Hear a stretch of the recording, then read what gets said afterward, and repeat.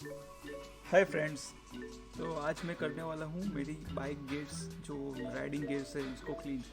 तो कैसे करना है स्टेप बाय स्टेप हम आगे जानेंगे। ये ग्लोव्स है, जैकेट है एंड हेलमेट। ये तीन मैंडेटरी चीज़ है जब भी आप बाइक राइड करते हो, और उसको क्लीन रखना भी उतना ही ज़रूरी है, क्योंकि क्लीन होगा तभी आप विजिबिलिटी देख सकते हो हेलमेट में से, और जो गियर क्लीन हो गए तो आप हाइजीन रख सकते हो अपनी बॉडी को। तो आगे देखते हैं हम स्टेप बाय स्टेप कि कैसे डीप क्लीन करते हैं सब चीज़ों को। चलिए।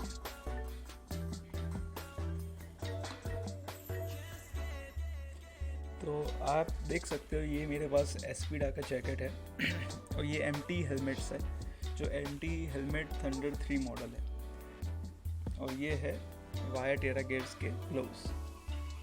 तो पहले तो आप देख लीजिए कि आपकी बाइक जो है राइडिंग गेयर से उस पर क्या एसेसरी लगी हुई है। मेरे पास एक क्लिप है जो मैं निकाल के रखूँगा साइड पे, क्योंकि वो वॉशिंग में यूज़ नहीं करेंगे हम, क्योंकि वो मेटल क्लिप है। आपके पास फाइबर क्लिप जो भी आप एसेसरीज बाइक की जैकेट के ऊपर लगाते हैं उसको आप पहले रिमूव कर दीजिए। उसके बाद आती है लेवल 2। ये मेरे पास लेवल 2 आर्मर है। तो आपके पास जो भी आर्मर से अंदर वो इनसाइड आप निकाल सकते हो तो निकाल दीजिए, क्योंकि वो सही तरीका है। आर्मर अलग से हम धोएंगे और जैकेट अलग से धोएंगे, तो काफ़ी इजी रहता है प्रोसेस। ये मेरा सूट, इसमें 4 आर्मर्स आते हैं, एक elbow, shoulders and back protection, chest protection. तो ये है खाली जैकेट। मैंने पॉकेट्स भी चेक कर लिए हैं, पॉकेट्स में भी कुछ नहीं है। आप भी चेक कर लेना, कहीं कुछ आपके पास रखा हुआ हो, आपको पता ना हो तो वो भी धुल जाएगा। तो ये वेलक्रो भी आप निकाल दीजिएगा। जो भी टाइटनिंग वेलक्रो होते हैं ना, उसको सब आप लूजन अप कर दीजिए, ताकि वॉशिंग में इजी आप अच्छी तरह से निकाल पाए। अभी आप बाइक राइड करते हैं ना, तो क्या होता है कि मिट्टी बहुत आती है और दिखती नहीं है। वैसे होती है मिट्टी जैकेट पे, पर दिखती नहीं है।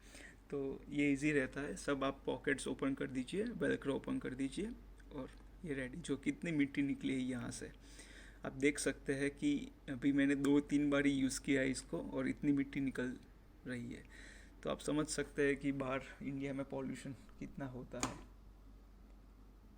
ये ग्लोव्स है, ग्लोव्स में इतनी मिट्टी लगती नहीं है, बट स्वेट के कारण जो भी पसीना आपका लगता है अंदर, वो हाइजीन के लिए आपको धोना पड़ता है। ये मैं 2 राइड के बाद वॉश कर लेता हूँ, और जैकेट में 4-5 राइड के बाद वॉश करता हूँ।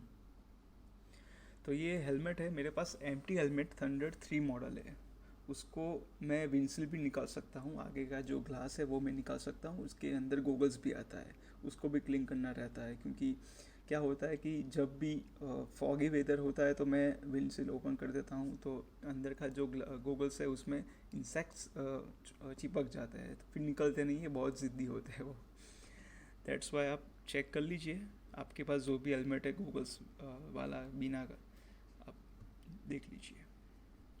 तो अब हम खोलते, इसको कैसे क्लीन करना है। पहले तो आपके पास एक माइक्रोफाइबर क्लॉथ होना चाहिए अच्छी क्वालिटी का, जिससे आपका स्क्रैचेस ना हो हेलमेट पे, और एक ग्लास क्लीनर होना चाहिए। जो भी आपका जो भी पास पड़ा हो, कॉलिन, ये सब यूज़ कर सकते हैं। पहले तो आप एक क्लॉथ से मिट्टी निकाल दीजिए हेलमेट से, इस तरह से। देन उसके बाद आप अपने जो विंडशील्ड है उस पर ग्लास क्लीनर लगा सकते हैं, इस तरह से, और क्लीन कर दीजिए अच्छी तरह से। अगर आप सेटिस्फाई ना हो तो आप दूसरी बार भी लगा के क्लीन कर सकते हैं, जो यहाँ पे मैं दूसरी बार कर रहा हूँ। और एक बार हो जाए चेक कर लीजिए, उसको अंदर से भी साफ कर दीजिए, क्योंकि अंदर भी बहुत फिंगरप्रिंट्स ये सब के निशान पड़ जाते हैं। तो ये हमारा मेन जो पार्ट था विजिबिलिटी का, वो क्लियर कर दिया हमने। उसके बाद आएगा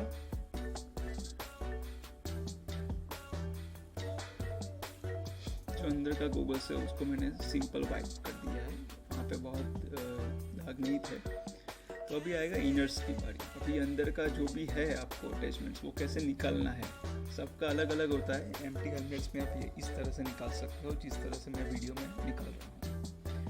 आप देख के इजी, पहले जो आप फर्स्ट टाइम ट्राई कर रहे हैं तो इजी तरीके से आप निकालने की ट्राई करिए, बहुत खींचिए मत, क्योंकि आपको पता नहीं आप क्या तोड़ दोगे, क्योंकि फर्स्ट मेरे साथ एक्सपीरियंस वैसा ही हुआ था।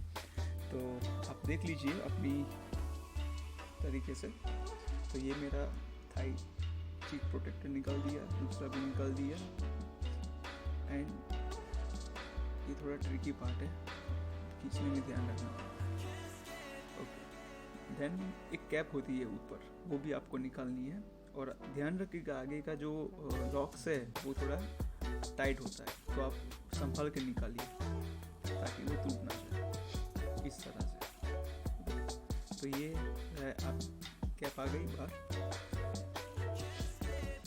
ये अंदर से खाली है, वहाँ पे पोछा मार दीजिए हल्का, ताकि धूल मिट्टी छोटी हो वो निकल जाए।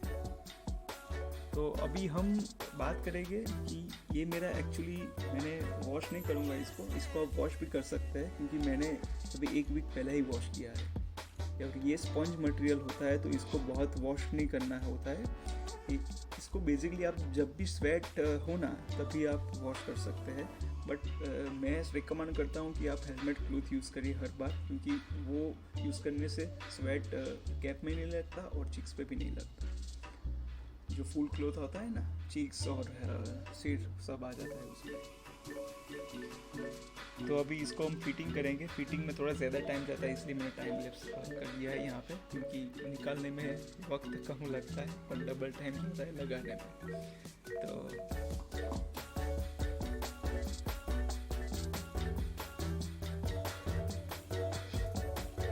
तो ये रेडी हो गया हमारा, लगा दिया मैंने। अभी विंडशील्ड की बारी है, उसमें भी ट्रिकी आपको संभाल कर लगाना पड़ता है, क्योंकि वो फाइबर का पार्ट होता है तो टूट भी जाता है कहीं पर। और अभी हमने एक बकेट में पानी भरने को रखा है, उसमें हम पहले अपना आर्मर्स क्लीन करेंगे। तो कैसे करते हैं ये नेक्स्ट क्लिप में आएगा।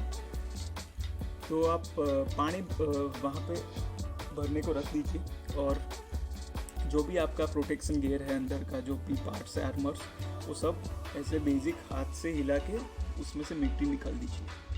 बड़ी बड़ी मिट्टी होती है वो वैसे निकल जाएगी पानी के फ्लो से, बट जो जिद्दी मिट्टी होती है, जो छोटे पार्ट्स होते हैं मिट्टी के, वो नहीं निकलते। इसको आपको ब्रश से या इस तरह से, मैंने छोटे पार्ट्स हैं ना इस तरह से निकाल दिए थे, छोटी मिट्टी वाले।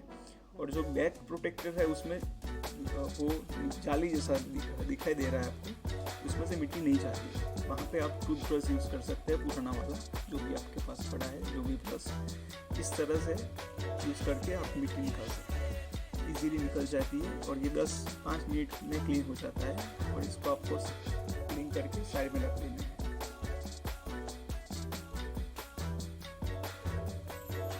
और ये मिट्टी है, आप देख सकते हैं कितनी सारी मिट्टी निकल गई, इतनी मिट्टी निकली। अभी मैंने यहाँ पे लिक्विड सोप यूज़ किया है। आप कोई भी ब्रांड का कोई भी सोप यूज़ कर सकते हो, लिक्विड हो या पाउडर हो, कोई भी।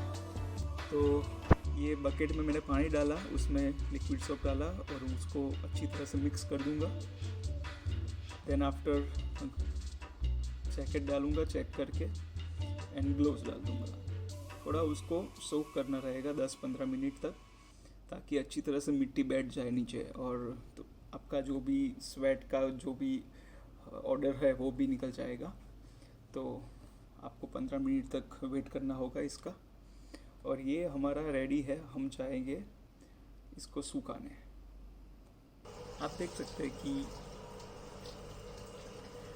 ये मैंने प्रॉपर तरीके से क्लीन वाटर में भी सोक कर दिया है दूसरी बार, और यहाँ से एक्स्ट्रा जो भी पानी है मैं निकल रहा हूँ, और ये निकल गया, और जैकेट में से भी निकल रहा हूँ अच्छी तरह से। और इसको हम जाएंगे अभी पानी निकाल के इसको सुखाने।